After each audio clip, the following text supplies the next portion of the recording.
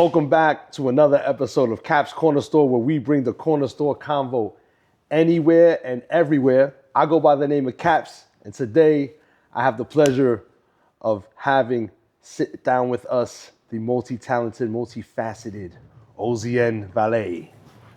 What's up, sir? What's going on? Thank you for having me, man. Pleasure to have you. Pleasure to have you. Absolute honor. Oh, an honor. Yeah. Yeah, man. You see, business picking up. They say it's an honor now. You see? Boy, you know, listen, Netflix, Yeah. Spotify. You got to tell everybody to come on moving Come forward. with that Bare checkbook, minimum man. is an honor. Bare minimum is an honor. Bare minimum Yeah, is word. an honor. I don't want to hear no, it's all right. None of that. So ÖZÑ is a hip hop artist, spoken word artist as well, from New York City, if I'm not correct. Absolutely, yeah. Ozone Park, Queens, if you want to get real surgical. There you go, with it. Yeah. Just tell the folks a little bit about yourself, what your background is, and a little bit about your upbringing. For here sure. in the 5 boroughs. Yeah, so I mean, my pops is Puerto Rican, my mom is Dominican. Like I said, I grew up in Ozone Park. I was raised, when they were together, my parents were really, they were deep into Christianity. Okay. They were like, they went to like a Pentecostal church, all that. Gotcha. Just kind of over time, you know, they just started to see that they weren't on the same page. You know, the typical pre-divorce Happens. problems, yeah. And my parents ended up splitting up, and I ended up living mostly with my mom. Okay. Yeah, and but the reason why I bring up the whole Christianity thing and Pentecostal thing is because my mom kind of started to explore all religions and scientific thinking after my parents split, while my dad was the main Christian voice in my ear. Gotcha. And a lot of my music and just my mentality, I feel like, is informed by kind of a mix of both of those ways of thinking. So yeah, you know, but either way, I was raised with a very spiritual lens. My family, you know, wasn't super well off, you know, government assistance. Like most. Yeah, you know, a lot of Latin youth, you know, same thing, especially, you know, over in Queens. So, you know, and my mother, you know, she has a lot of health issues. Okay. So there would be a lot of stretches where she was in the hospital, and I was kind of just like, you know, if I wasn't with, you know, other family, I was like by myself. Holding it down for you. Yeah, word. And it's like, and I have a brother too, so, you know, it was just us two, but, you know, really like me coming into my artistry and also me kind of having more of the formative life experience was when I was like a teenager. And it was like, it was longer and longer stretches that she would be in the hospital. And I'm like, you know, you're a Latin teenager, New York City with time in your hands. It's like, you know, like life, you know, life starts to life. For sure. You know, so. So your pop's mentality was more of the Christian. Yeah, he was a Christian. My mom was more just overall spiritual, right? And as I was getting older, I started experiencing a lot of things, you know, outside, in school, whatever. And it's like I would write lyrics, poetry, whatever, as like an outlet type. Like it just kind of naturally just started happening, right? And as I got older and my mom's health issues kept her in the hospital longer and longer, it was like writing and making music became more and more of my like refuge type. Yeah, I might have skipped over, but I started making music when I was just before the pandemic, right? So I was in my last year of high school. Okay, we'll get into that. For sure. We'll get into that for a second. You got it. So your mom's health issues, you know, your situation at home, that's kind of like your introduction and your inspiration to writing. When did you start? When did you know that it was like I could write songs? Mm-hmm. Just walk us through when you came to that revelation. For sure. So the stuff that I would write, I'm gonna be honest, was kind of like dark, right? And when I was young, I didn't really know how to make that translate into music, right? I listened to a lot of, my favorite artist of all time is Tupac, and I feel like Tupac had a beautiful. You're already hitting on ones out here, Bob. Yeah, bro, Tupac go. This is a pro Tupac Shakur show. Damn right. And so I felt like that type of emotional music I was very drawn to. However, I didn't really know how I could translate what I was writing about into music until I discovered, the artist XXX Tentacion. Once I seen the type of music that he was doing, it made me kind of entertain the idea of, I feel like there actually is a lane for me to kind of translate these types of thoughts into music, right? He passed away, all that stuff. Well, he left a legacy. He didn't pass away, but Yeah. He was murdered. Yeah, murdered. And it's a damn shame, bro. It's a wicked world. And so basically seeing other artists, and then I kind of started to inform my palette more, and because once he came out, other artists kind of started popping up with that type of subject matter as well. It became a bit more welcomed, I think, overall. So then I kind of started to feel a natural pull towards making my own music. Gotcha. Definitely. That's what's up. I mean, one thing you start learning as the music has matured, from people like plugging, the DJ equipment into the light post into now. One thing I've noticed is that music in general, especially hip hop music, invokes emotion and things that are happening not only just internally, but externally, and how like what happens to you internally affects what's going on the outside. For sure. Did you make that correlation when you started putting the music together? Like, this is really my outlet to get this stuff off my chest? Well, because me making music, because I found myself, so towards the end of high school, right? I had started a business. I started this thing called Flesh, where I was doing streetwear, right? It was a time where I was super, super depressed, and I didn't really know what I wanted to do with my life. Because I would write rhymes and I would write these things, but it didn't, even after I realized that maybe I could do it as music, it didn't click to me that that's what I wanted to do. Gotcha. I was still very unsure. And then, I was just dealing with a whole bunch of shit. Like, I was like, I didn't really, I felt very like aimless and hopeless type, right? Gotcha. So when I started to get the gratification of seeing small success with the clothing stuff, I started to entertain the idea of me exploring other options and be like, I tried this thing, because I kind of tried the clothing shit out of nowhere. That is true New York hustler hustler spirit right there. That's it, brother. Queens get the money, brother. That's how we do. That's how we do.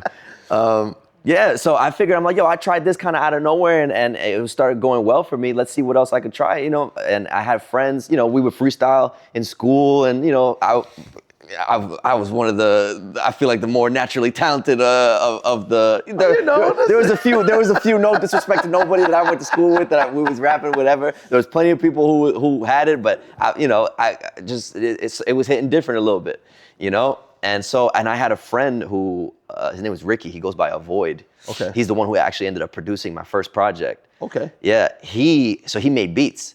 And so basically, we became cool. And he was like, yo, you're like, I make beats. Like, if you ever want to do a song, let's do it. And one day I hit him up. I was like, let's actually do a song. I recorded my first song. It was called Another Time. We recorded that. There you go. Yeah, and then is it on YouTube? It's on everything. Shameless plug. Shame. Graceful plug. Yeah, man. And then the day after I made the song, the pandemic closed the entire planet. Trust me, I feel your pain. Mm-hmm. Before I did the corner store, the corner store was actually inspired because I did a podcast called Sucker Free. Yeah. So to gain more traction and viewership, I figured I put a face on people. Yeah. And then that would be like an introductory. So when they're on the pod, you're running traffic through both ways. Mm-hmm. That idea turned into, I wasn't really fucking with the way people were talking about New York City during the pandemic. Mm-hmm. And I know I don't give a fuck what nobody say. New York City is the mecca of everything. And there's a lot of stories told, and the people have a lot of journeys, and nobody does it at the level that you do in New York. I mean, bro, it started here. You know what I'm saying? So It's as simple as that. So for me to highlight not just artists, but just educators, you know, people in the restaurant business, you know, putting a face to people that were still kept this, you know, the heartbeat pumping. I was like, this is what we need to do. For sure. And that's how this, you know, this whole platform started. So Definitely. Trust me, I get it. I know how that goes. Amen. And it's a beautiful movement you got going on. The way that it's evolved over time and all that We stuff. trying, man. We trying. We about to hit 4-year birthday, you know. So that's a good. Hey, clap it up, fellas. And we've started with 2, and now, you know, we've expanded, and, you know, we're improving upon, you know. But like I say all the time, like, we're only as good as the guests we bring up here. You know what I'm saying? I like that. On that note, talk about your process in constructing songs, because I know, you know, me personally, I always gravitate to the people that talk about life experience and how that affects them, and within that, it reaches a grander scale. Yeah. Right. So talk to me about your process, how you write songs, and what type of things inspire you to create, and what inspires you to collaborate with others. Understood. As far as with me, usually everything is informed by my life experience. Like I've always been the type of person and there's pros and cons with this, but usually it's like I gotta live life before ideas start coming to me. Gotcha. And then usually I'll go through something, or I'll be thinking about something, I'll witness something, whatever, that it's just I can't get it out of my fucking brain. And the thing is that the way that my mind is like I kind of process things, whether it's like emotions or like I process things kind of in a complicated way internally. And I feel like music and writing and making music helps me kind of see like process things with clarity, right? And it may not always be articulated clearly, because sometimes, you know, some of my music is very train of thought. You know, kind of some of it some songs are more focused than others. Right. But music kind of helps me kind of put things through a funnel and tangible, and makes it tangible for me to process. And then I kind of treat it like almost like a memory capsule, right? Okay. As far as the subject matter. Okay. Right? As far as like my process and like inspiration, like I'll listen to music, and especially as I've over time doing music, it's like I'm able to hear when artists are doing like certain techniques, right? But they're layering their voice a certain way. Like when I was younger, listening to the DMX and Tupac, from them I learned how to like layer your voice and the type of sound that it could bring. They were so excellent at that, man. Yeah, I think they did that shit the best. And it's such a simple thing, but it could really elevate the feeling of the song, you know. And then you could get creative with it too. Maybe you do one layer, you're doing the delivery a slightly different way from the main. So it's like if I'll notice a certain technique that an artist is doing, and I'll be like, yo, I should try that, right? And if it fits I try to do everything with intention. So if it's like I feel like this certain technique will kind of elevate the feeling that I'm trying to create with the song, then I do that. So yeah, so I'll take inspiration as far as like the technical things that I hear in music, and then just overall more my process is like sometimes like I'll just hear an instrumental, and it's like I'll kind of just know like, yeah, this is a world that I can jump into real quick, bro. Gotcha. And then I try and break it down. You know, I try and do it. I try to get the flows first. You know, the cadences. You know, I mumble or hum something first. Got you. I feel like, but I try and stay close to my feeling, right? And then I kind of just let my subconscious kind of fill in the blanks with the words, and eventually it carves out into something that makes sense. Got you. No, got you. You feel me? I hope that made. I hope I articulated myself clearly. Listen, I get it. I understand. So it's funny, you mentioned DMX and you mentioned Tupac. they have something about your style is very. We were talking about this before we got on camera. I don't know if it's intentional, but you have a very spoken wordish type delivery with when you're articulating what you put from your pen to paper. Yeah. Is that something that's intentional, or does you feel like that's just something that organically happens? I think it's a mix of both. Like, because before I was recording music, I used to read poetry. I read poetry at Lincoln Center. Hey, okay. And that was, and my mom was a poet as well. My mom used to go like throughout the city and do like poetry events and stuff like that. Okay. So that type of like language and that style of writing as well has always been present with me. And then it just with what's been around me. Sure. And then a lot of the artists that I listen to, like Tupac, like DMX, they have kind of like you mentioned, like a very spoken word type of approach. Yes. Very Very poetic approach. So I'm consuming a lot of that. So I think in the beginning, my music kind of just naturally had that. And then now recently, as I'm really studying the techniques of poetry for real and the techniques of spoken word, I am more intentionally trying to implement these things into my music. So it's a mix of, I think it's a mix of both. Yeah. That's what's up. So you studying a lot of poetry, reading a lot of poetry. Do you think that, so here's another thing about, the old head perspective. There's always like this little gripe with the old and the young, right? We need each other. 100%. And I think that as the elder statesman, I feel like there's a responsibility that not everybody was upholding to. Vocabulary, to me, is one of the biggest pluses, especially in our art form.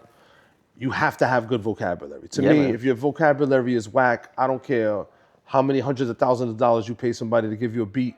Like if your vocabulary is trash, your vocabulary is trash. Word. And it's like, what are you saying too? Do you go out there and when you write stuff, you're like saying, you know what? Like I'm gonna be the person that says, you know what? Vocabulary matters. Delivery and cadence matters, or it's just. See, again, like listening to your stuff, like I don't take you as a person that just makes something just to make it. Could you like just stress the importance of like expanding vocabulary, keeping yourself sharp, and how do you keep yourself sharp when you're not in the process of writing material? For sure. I think so. First of all, vocabulary is important, America, for everything that you do. We live in a social society. Sure. And a lot of things you got to get done, you get done by communicating with your fellow human. So, and a strong vocabulary gives you all the advantages to do that. As far as how I think a lot of it is just what I listen to and consume. Like a lot of the artists that I listen to are artists that care about saying something and take real. You could tell they take time with their writing, and even if they freestyle or whatever, it's the types of thinkers that there is something worth receiving from the words that they are saying, and it's not just mindless bullshit. And while I'm gonna end up making whatever music I feel like making, whether it's in the moment or thought out, whatever it is, I'm just the type of person I really don't like to waste my words. And I do feel like if I am gonna put something out, I'll find, cause it's like, especially if I'm treating my music like a time capsule and me processing what I'm going through, it's like there are people out there who are going through similar things to me, right? And if I can articulate myself in a way that somehow benefits them or strikes, or even if I'm just speaking on a feeling that I have, right, and this is the first time that they hear somebody articulate that feeling that they've also had, sure, in that way, it makes people feel really seen. And it's a feeling that I've had listening to the artists that I listen to, bro. Like Tupac, like DMX, like Triple X, even modern artists, Future, Lucky, like artists that not everybody, Kendrick, obviously, like not all these artists, like, because, you know, some people listen to Future or Lucky and they'll be like, oh, it's, you know, it's just like stripper pole music. yeah, word. But if you really listen to what dude not really. is saying, they saying some shit, man. Absolutely, and it's like people who are in those environments, you know, with strip clubs, the streets, whatever. It's like these people all have valid emotions and lived, you know, real experiences that shape them as well. And you can't just, I think there's something that you could take from everybody, no matter what life experience they have, different from you, similar to you, whatever. So I think it all, and then it's like if you can find a way to use your vocabulary to articulate your unique experience to people and anybody can receive it, I think that's one of the greatest superpowers that an artist can have. I agree. Do you feel that the direct-to-consumer model helps artists like yourself get noticed out there? Do you think that that's been a good platform for you? And do you approve of the direct-to-consumer, or are you more of a like record label type of way of thinking? I'm not. I am all for independence. I think the direct-to-consumer model gives artists so much more control. And I think it strengthens the relationship that the artist has with their audience. Now, that's not to discount the work that labels and, you know, distribution companies and these entities, they do a very important job in the music industry, independent and mainstream, and you can't discount them. But I feel like, because, you know, like even if you take it back to the conversation of Latin artists, right? Like some people feel like Latin artists haven't been given their due, you know, haven't been given their flowers properly, right? And, you know, there are huge, you know, artists who are, you know, we were talking about Nori, you know, Immortal Technique, right? Big Pun. Yeah, Big Pun, Fat Joe. Yeah, you know, like there are, and you know, you could throw Bad Bunny in there with hip hop as well. I think it's fair, you know, but there are still people who feel like historically we haven't had the recognition that we deserve.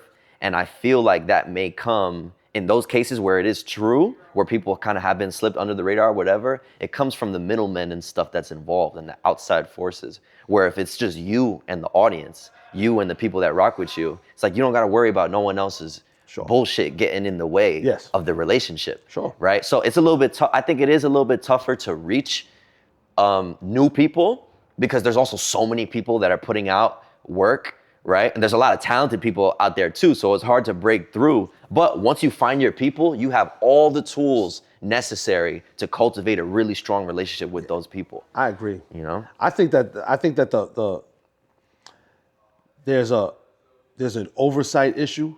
Mm-hmm. Because I do think the one negative about the direct-to-consumer is there is a lot of fizz you gotta walk through before you get to like, I'm a person, I seek my music. I don't need the radio to tell me who's good. Yeah. So listening to certain artists that you never heard before, like shout out to the fucking Tidal algorithm because that has introduced me to a shit ton of people. Yeah. Right? But I also feel like the major labels didn't give people a fair shot at connecting with their audience. Mm-hmm. So I think there's a plus and a minus with things. For sure. I'm more of a person that, you know, you can pull from certain things, and make it come together. I think listening to your music, I think that you do pull from a lot of different elements, and you do make it palatable, which is awesome. I'm glad. I think that's a cool thing. Thank you for saying so. And big shout out to your work. Speaking about your work, you have your own albums. You have your own projects that you worked on. Mm-hmm. You just were featured on Don Da Menace and the Rivers EP that came out. The Half Dozen. Yeah, man. Make sure you go check that out. That's a special little joint. Make sure you go check Snatch that up if y'all ain't, for real. Make sure you check that out. Yeah. It's on all DSPs out there. Mm-hmm. Yeah, I'm on 2 songs on that project. Rotation, Wishing for More. Talk about collaborative process. That was always interesting to me. Like, I'm a big Wu-Tang guy. Yeah. Hell yeah. For the children, brother. Tribe Called Quest is my favorite group of all time. I say it to everybody. Yeah. But Wu-Tang had 8 different guys. Yeah. on every record. Bro. They come to- I seen Raekwon do Purple Tape live, Only Built for Cuban Links, bro. I was supposed to go to that show. Like an earthquake, bro. It's tight. Like an earthquake, bro. That was the Mobb Deep at show too, Prospect, right? At Prospect. I didn't see Mobb Deep there. Okay. It was at Prospect Park. But he brought out Busta Rhymes though. That shit was crazy too, Busta bro. Rhymes amazing. Yeah, bro. I went with my moms, bro. Shout out to moms. There you go. Yeah, man. That shit was crazy. That was amazing. But talk about like the creative process, because I don't think your style matches anything that they do.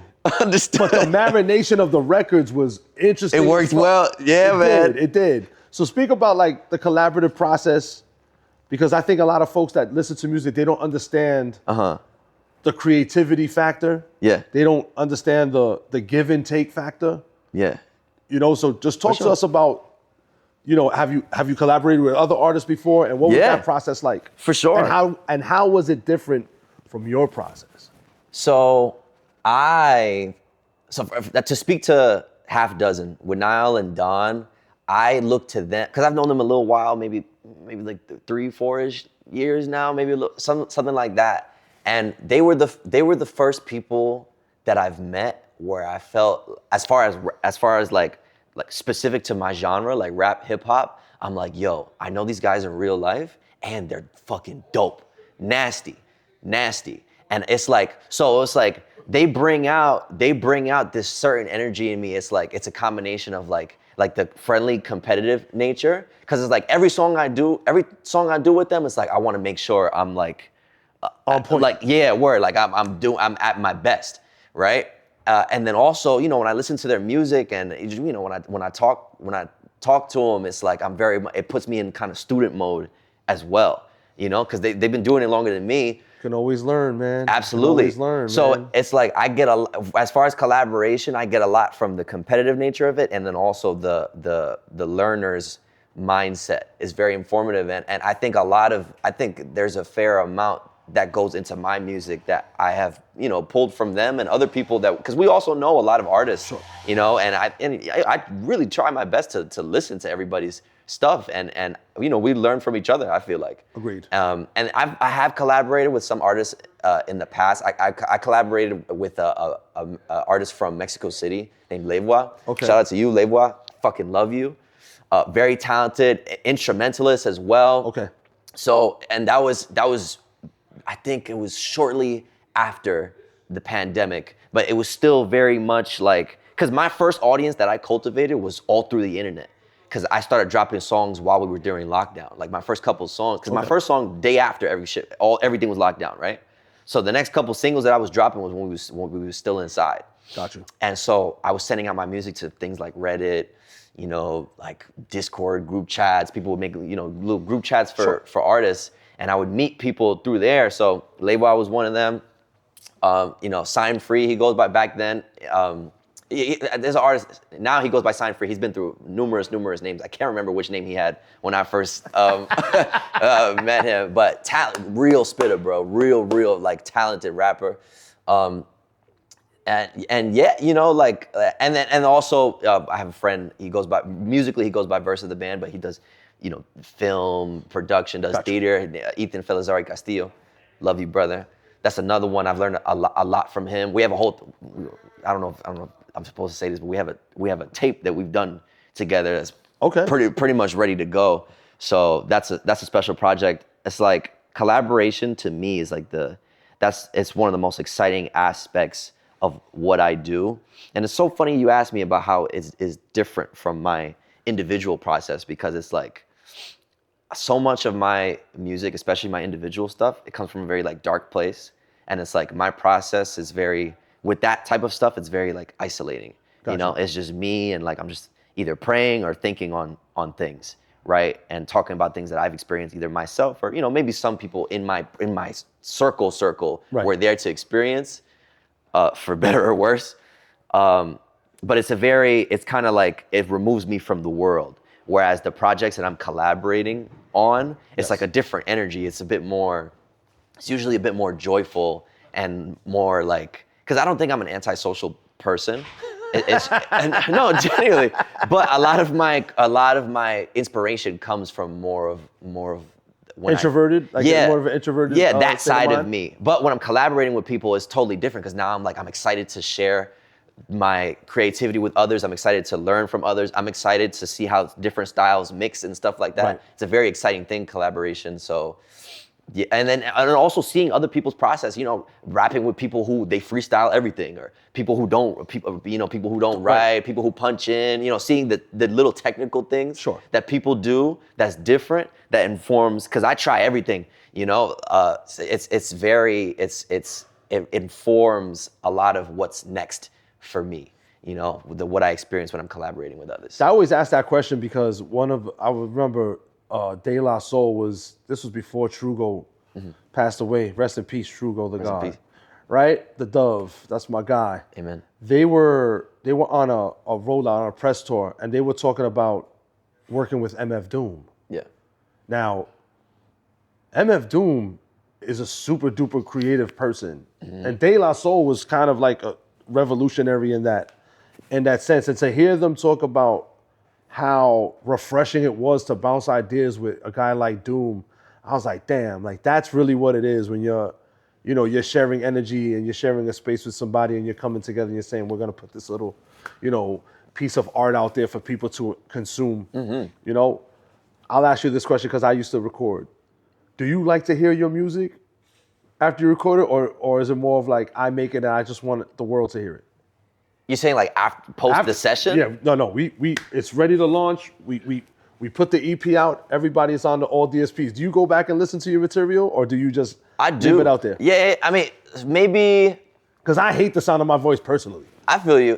Maybe I think it depends on the time, because especially if I'm coming off of mad sessions and mad mixing sessions and I've heard the song over and over and over again, and I end up listening to it a lot before I give my notes and my final thing of approval. I've listened to the song a lot. Sometimes I give myself the palate cleanser of yes. let me not listen to no music, or let me listen to a genre that's completely different from what I did. But I love sharing my music with people and being there with them to experience my music. Got you. I try and make music that I enjoy, because again, Yes. like I mentioned, subject matter wise, I try and treat it like my music helps me process my thoughts and helps me kind of trap certain moments. So when I go back and listen to it, I kind of relive certain things. So, and again, some of my, a lot of my music is a little bit darker. So it's sometimes certain memories I'm not always comfortable revisiting. Gotcha. But sometimes it's things that have been on my mind, or things that it's important that I kind of trace my steps back a little bit, and listening to my music helps me with that. Right. So I do, because I understand, like you mentioned, some people don't like the sound of their own voice, whatever. I think my shit is dope most of the time. So that's not really the thing. It's all for if I feel like going to where my music takes me mentally. Got you. At that time. Got you. That's what's up, man. So that is the interview part of the show. Cool. So now we're gonna go through a little gambit. For sure. We're gonna do a little this or that. Appreciate it. We're gonna do gauntlet style. I love it. Yeah. So we're gonna go hip hop artists, and then we're gonna go hip hop albums. Okay. Okay. I'm gonna give you the honor of choosing which one you want to go through first, artist or albums. Let's start with artists. Okay. I feel like that's the safe start, right? Okay. We're gonna go Tupac or DMX. And I have to choose one? One or the other. One or the other.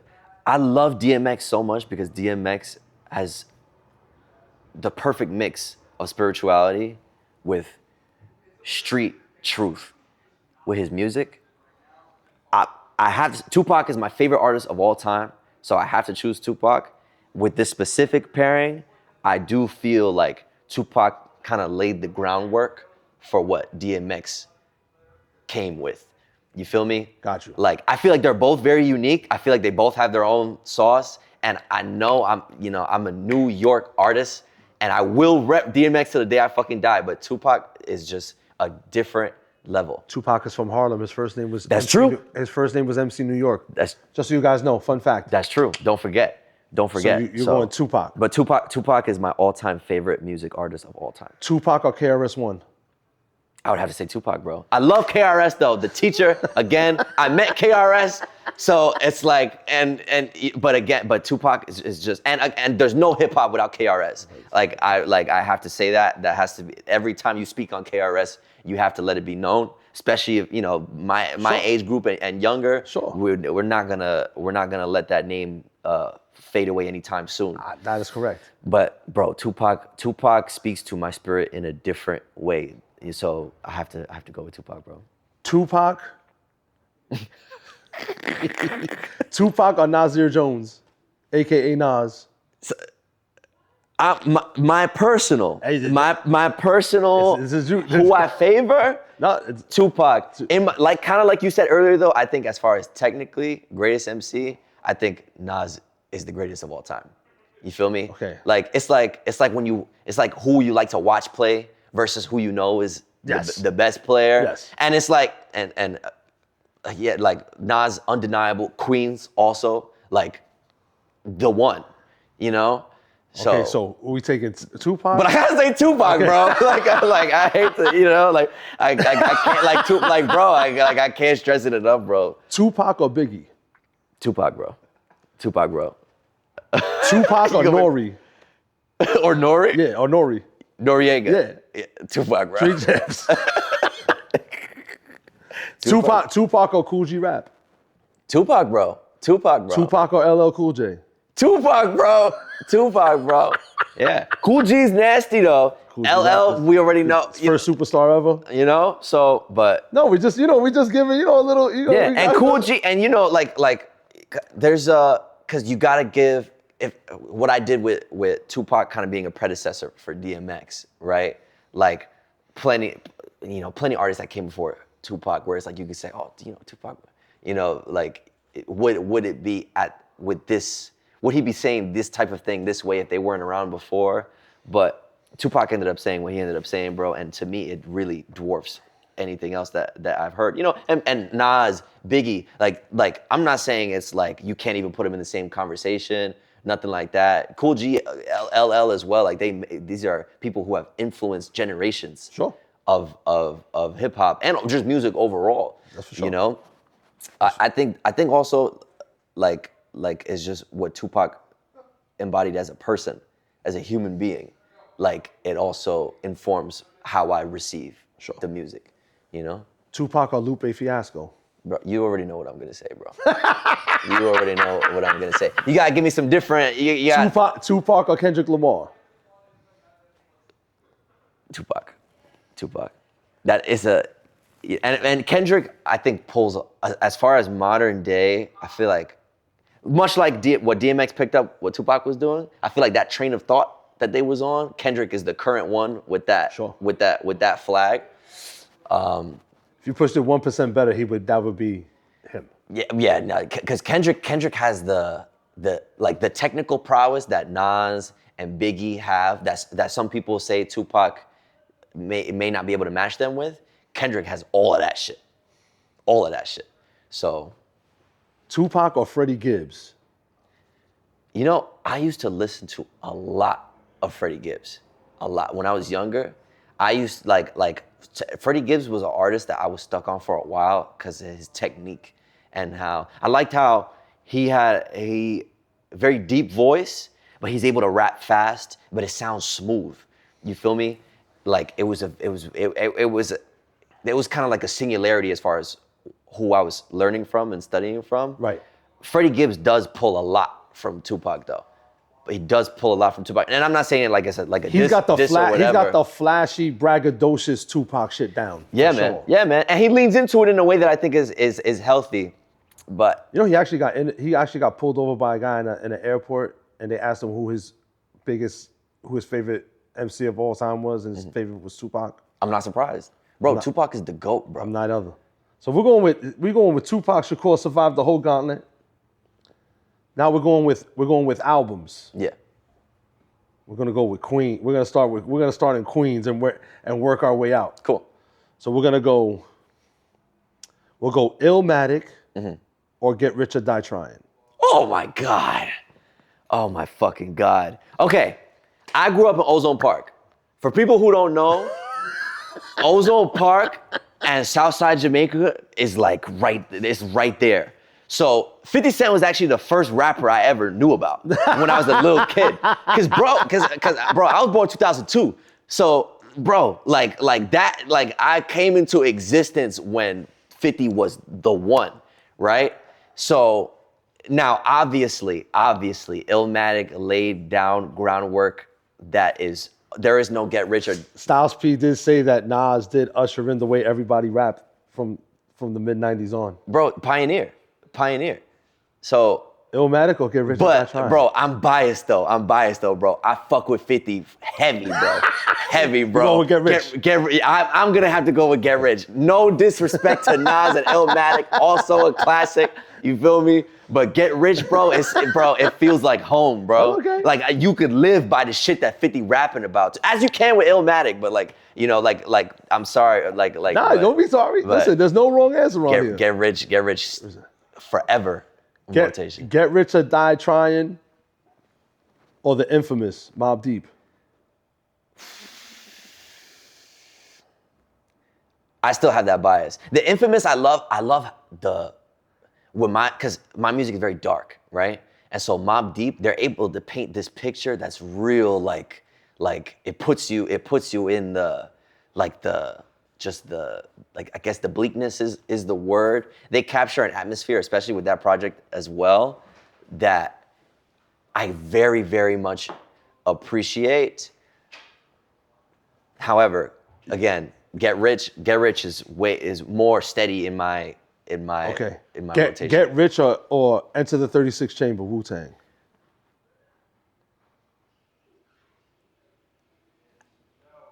As much as I love Get Rich or Die Trying, I feel like I would have to be a fucking idiot to pick Get Rich over Enter the 36 Chamber. Enter the 36 Chamber or Midnight Marauders, Tribe Called Quest? 36 Chambers. 36 Chambers or Stakes is High, De La Soul? 36 Chambers, bro. 36 Chambers or Ready to Die, Biggie Smalls?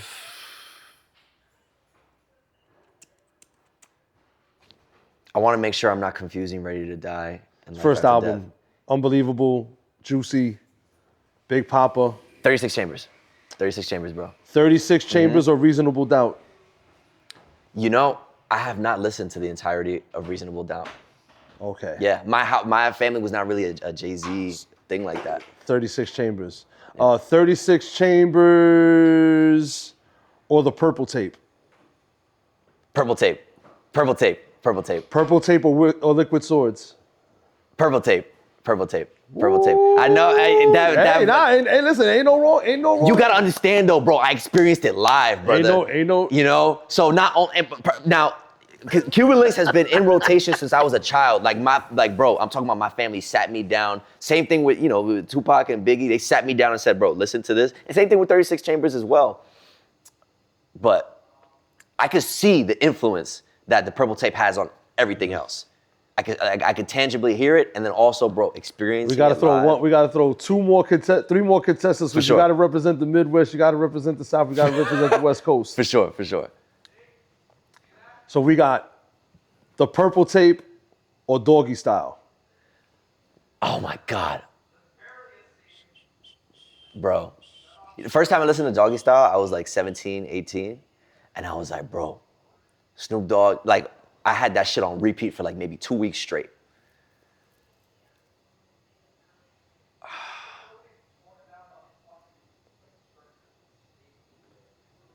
I'm still going with the Purple Tape though.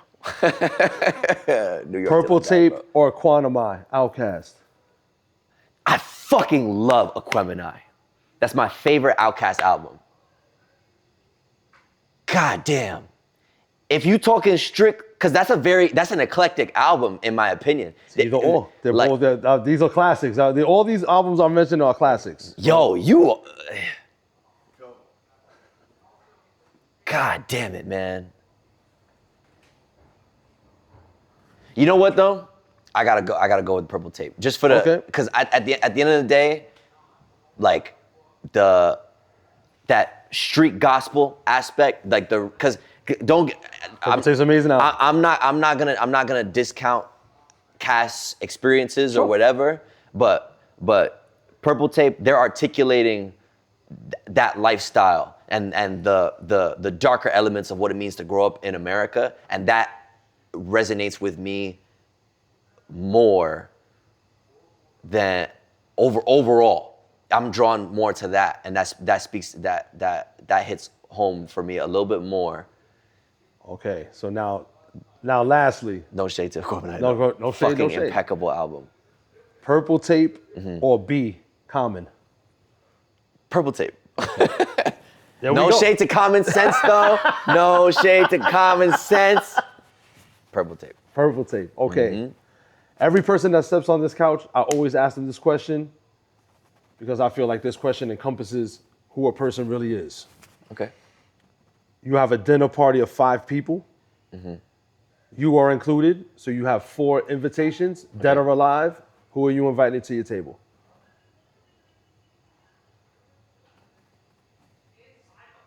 Four more people outside of me. Yep. You, 4 more people, dead or alive. My mom. My pops. My brother. My grandpa. All right. My grandpa passed when I was like maybe 7, 8 years old, and I so painfully wish that I could talk to him now as an adult. Okay. What would you want to take from that conversation with those 4 people? I would just want to spend time with them, you know? I mean, with my grandpa, I would definitely ask. I would probably be looking more for advice. Insight. You know? Because, you know, my dad has given me great, great advice. My mom, too, you know? My little brother's my little brother, you know? But I do learn a lot from my little brother, you know?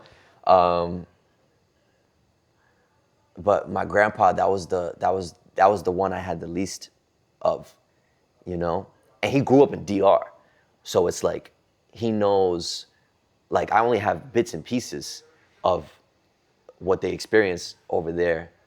And I feel like he was also a very intelligent, deep thinker, right? He was also a bad motherfucker. There you go. So, like, Gift and a curse. yeah. So, like, I feel like he would be able to give me so many sides of a man's experience. Got you. You know?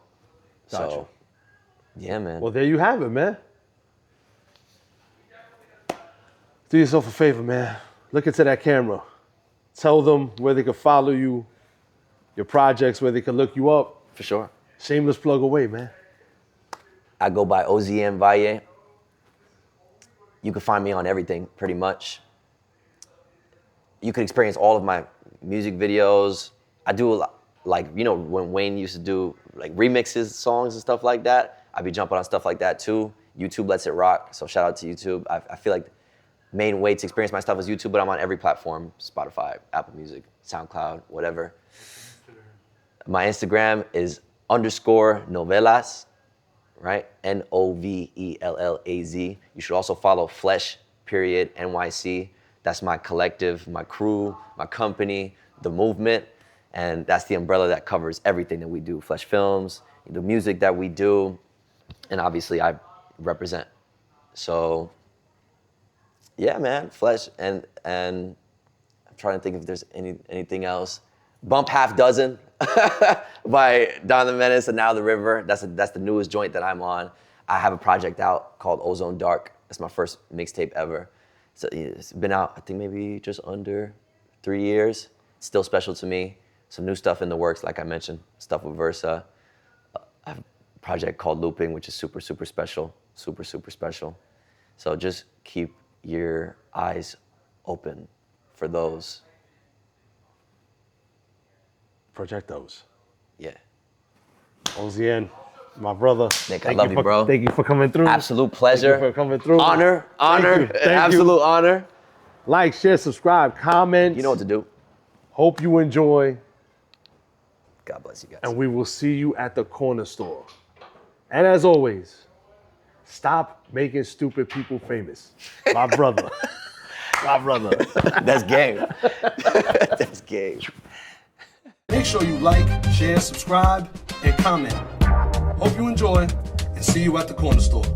Peace.